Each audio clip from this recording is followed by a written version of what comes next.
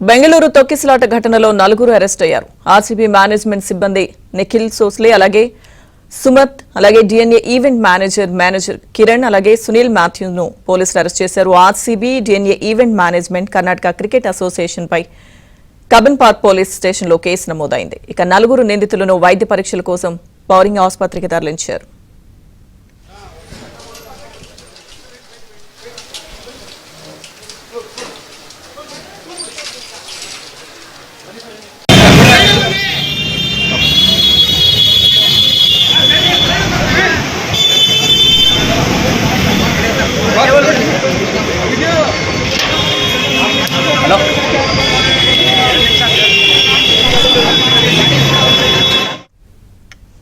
బెంగళూరు తొక్కిసలాట ఘటనలో నలుగురు అరెస్ట్ అయ్యారు. ఆర్సీబీ మేనేజ్మెంట్ సిబ్బంది Nikhil Sosale, Sumat, DNA event manager Kiran, Sunil మాథ్యూను పోలీసులు అరెస్ట్ చేశారు. ఆర్సీబీ అలాగే DNA event management, Karnataka cricket association పై కబన్ పార్క్ పోలీస్ స్టేషన్లో కేసు నమోదైంది. ఇక నలుగురు నిందితులను వైద్య పరీక్షల కోసం బౌరింగ్ ఆసుపత్రికి తరలించారు.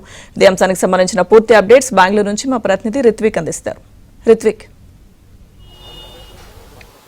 లక్ష్మీ దుర్గ, ఈ బెంగళూరులో చిన్నస్వామి స్టేడియం వద్ద ఆర్సీబీ విజయోత్సవ కార్యక్రమంలో జరిగిన తొక్కిసలాట్లో 11 మంది మృతి చెందారు. ఈ మృతి చెందిన ఘటన నేపథ్యంలో రాజకీయంగా కూడా ఇటు సాధారణ ప్రజల నుంచి కూడా ప్రభుత్వం మీద పెద్ద ఎత్తున విమర్శలు వస్తున్న నేపథ్యంలో ప్రభుత్వం విచారణ అనేది వేగవంతం చేసింది. ఇందులో భాగంగానే ఉదయం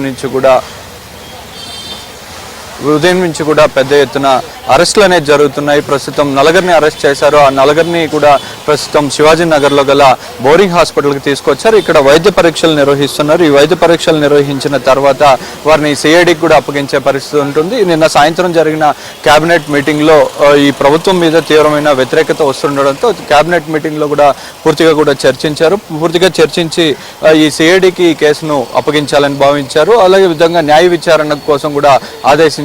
ఈ నేపథ్యంలోనే సిఐడికి అప్పగించే నేపథ్యంలోనే ఈ ఉదయం అరెస్టులు అనేది జరుగుతూ వస్తున్నాయి.